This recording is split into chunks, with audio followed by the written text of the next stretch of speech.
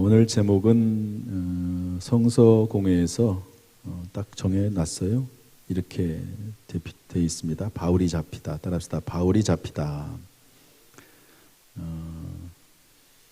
오늘 읽었으니까 여러분 그 내용은 쭉 아실 거라고 생각이 되고요. 오늘 이 본문의 말씀을 통해서 주시는 교훈을 몇 가지 생각해 보고자 합니다. 먼저 21장 우리 29절 말씀을 한번 읽어보겠습니다. 21장 29절 시작. 이는 그들이 전에 에베소 사람 드로비모가 바울과 함께 시내에 있음을 보고 바울이 그를 성전에 데리고 들어간 줄로 생각함이로라. 아멘. 사도 바울이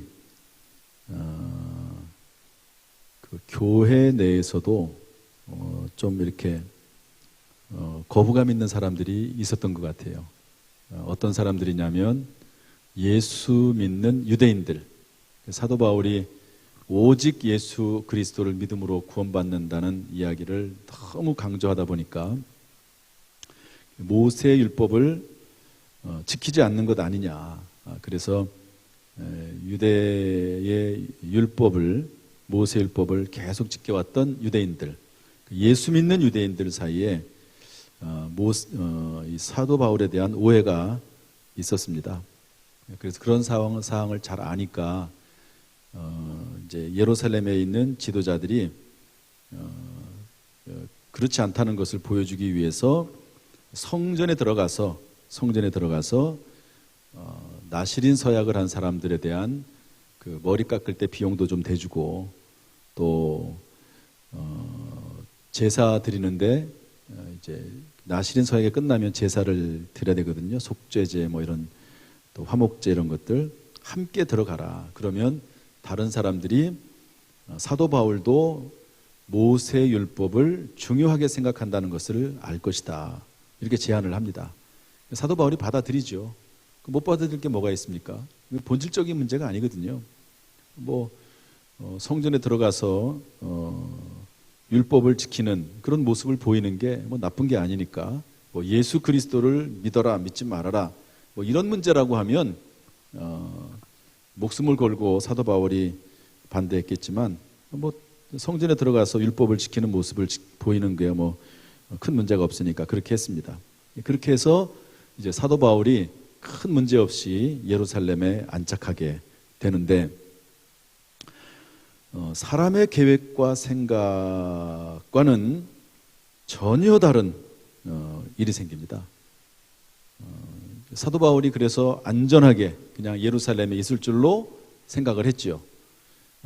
예언자들은 사도 바울이 예루살렘에 들어가면 붙잡힐 거라고 생각을 했는데 붙잡히지 않도록 해서 어떻게든지 간에 사도 바울이 그 예루살렘 교회 안에 정착하도록 잘 이렇게 있을 수 있도록 여러 가지 방편들을 세웠는데 전혀 예상하지 않았던 모습에서 사도 바울에게 문제가 생깁니다. 그것은 뭐냐면 사도 바울을 알아보는 사람이 있는 거예요. 그리고 더구나 사도 바울이 에베소 사람 이방인이죠. 에베소 사람 이방인 드로비모와 함께 성전에 들어간 줄로 사람들이 착각을 하는 겁니다. 시내에 있는 것을 보고.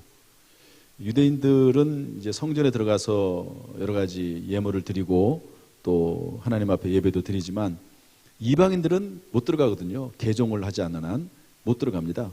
그런데 오해를 해서 실제도 아닌데 오해를 해서 사람들이 사도 바울을 붙잡습니다. 그래서 성전 밖으로 끌고 나갑니다. 성전 밖으로. 성전 안에서는 돌로 치거나 소란스럽게 하지 못하니까 일단 성전 밖으로 데리고 나가서 이제 사도 바울을 때리는데 참 표현이 이렇습니다. 32절에 보니까 그들이 천부장과 군인들을 보고 바울 치기를 그치는지라 바울을 계속해서 때리는 거죠. 참 이거 완전히 그야말로 인민재판입니다. 이유를 물어보지도 않아요. 자기들이 오해해가지고 지금 사도 바울을 붙잡아서 끌고 나가면서도 한마디 변병이라든지 이런 걸 듣지는 않습니다. 그냥 무조건 때리기 시작을 하는 거죠. 이것은 사도 바울에게 또 다른 고난이고 어려움입니다. 그런데 이것이 하나님의 뜻과 계획을 성취해 나가는 하나의 과정이 됩니다. 이제 뒤에 부분 쭉 나가겠지만 이 일로 인해서 사도 바울은 신문을 당해요. 천부장에게, 로마 천부장에게. 그리고 공의 재판을 받습니다. 그리고 나서 바울이 그냥 거기서 끝낼 수도 있는데, 왜냐하면 아무런 문제가 없으니까. 그런데 바울이 내가 가이사 황제에게 재판을 받겠다고 해가지고 로마로 가게 됩니다. 더구나 로마의 큰 배, 군인들의 호송을 받으면서 가게 되는 것이죠. 사람들은 어찌됐든지 간에 사도 바울이 그냥 예루살렘에 평안히 있기를 원했습니다. 그러나 하나님은 하나님의 방법과 하나님의 시간에 맞춰서 하나님의 계획과 뜻을 이루어 나가는 것을 볼 수가 있습니다. 성경의 이야기들이 다 그렇습니다. 요셉이 형들에게 팔려서 종살이하고 옥살이할 줄을 누가 알았겠습니까? 하나님께서 그러나 그것도 사용하시는 거죠. 다윗도 사울 왕 장인어른한테 쫓겨갈 줄을 누가 알았겠습니까? 사람의 방법 아무도 모르지만 하나님께서 하나님의 뜻대로 하나님의 방법을 이끌어 나가는 것을 볼 수가 있습니다. 따라서 혹시 때때로 우리의 생각과 우리의 계획과 우리의 뜻대로 되지 않는 일이 있다 할지라도 여러분 그것 때문에 너무 낙심하지 말고 결국에는 하나님의 뜻이 이루어진다. 하나님의 계획과 뜻은 성취가 된다는 그런 믿음을 가지고 시험에 들지 않도록 깨어서 기도하는, 또 말씀으로 예배로 깨어있는 저와 여러분 될 수 있기를 주님의 이름으로 축복합니다. 두 번째로 오늘 본문을 통해서 깨달을 수 있는 교훈은 하나님께서는 피할 길을 주신다는 겁니다. 피할 길을. 우리 30절 31절 말씀 읽어보겠습니다. 시작. 온 성이 소동하여 백성이 달려와 모여 바울을 잡아 성전 밖으로 끌고 나가니 문들이 곧 닫히더라. 그들이 그를 죽이려 할 때에 온 예루살렘이 요란하다는 소문이 군대의 천부장에게 들리매. 천부장이 그 소문을 들었습니다. 천부장이 사실은 이런 일에 크게 신경 안 쓸 수도 있거든요.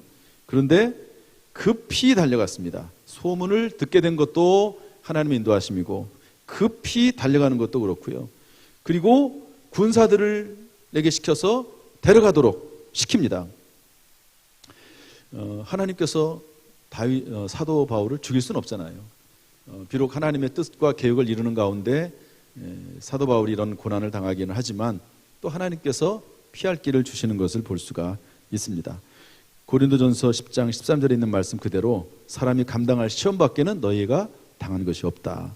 하나님은 미쁘사 감당하지 못할 시험 당함을 허락하지 아니하시고 시험 당할 쯤에 또한 피할 길을 주시는 분이 우리의 아버지 하나님이신 줄로 믿습니다. 다윗이 사울 왕에게 죽게 될 때 기드온을 통해서, 사울 왕의 아들인 기드온을 통해서 살려주시죠. 요셉이 형들에게 팔려서 죽게 됐을 때 르우벤 장자죠. 큰 형이 나타나서 우리가 죽을 필요 뭐 있냐, 구덩이에 넣자. 구덩이에 넣었는데 유다가 또 말하기를 팔자. 그래서 결국에는 이스마엘 사람들에게 팔려서 애굽으로 가지 않습니까? 하나님께서는 하나님의 계획과 섭리 가운데 고난도 주시지만 그러나 피할 길도 주시는 분이 하나님이신 줄로 믿습니다. 따라서 어떤 상황에서도 하나님을 신뢰함으로 성실하게 현실에 충실하는 저 여러분 될 수 있기를 주님의 이름으로 축복합니다. 요셉이 종살이하고 옥살이 했지만 얼마나 억울합니까? 그럼에도 불구하고 성실하게 했더니 가정 총무가 되고 감옥 총무가 됩니다. 가정의 노예로서 총무가 되는 게 뭐가 중요하겠습니까? 감옥에 갇혀 있으면서 총무가 되는 게 뭐가 중요하겠습니까마는 하나님께서는요, 이러한 성실한 모습, 믿음으로 살았던 요셉을 결국에는 살려내시고 한 나라의 총리로 만들어 주시는 것을 알 수가 있습니다.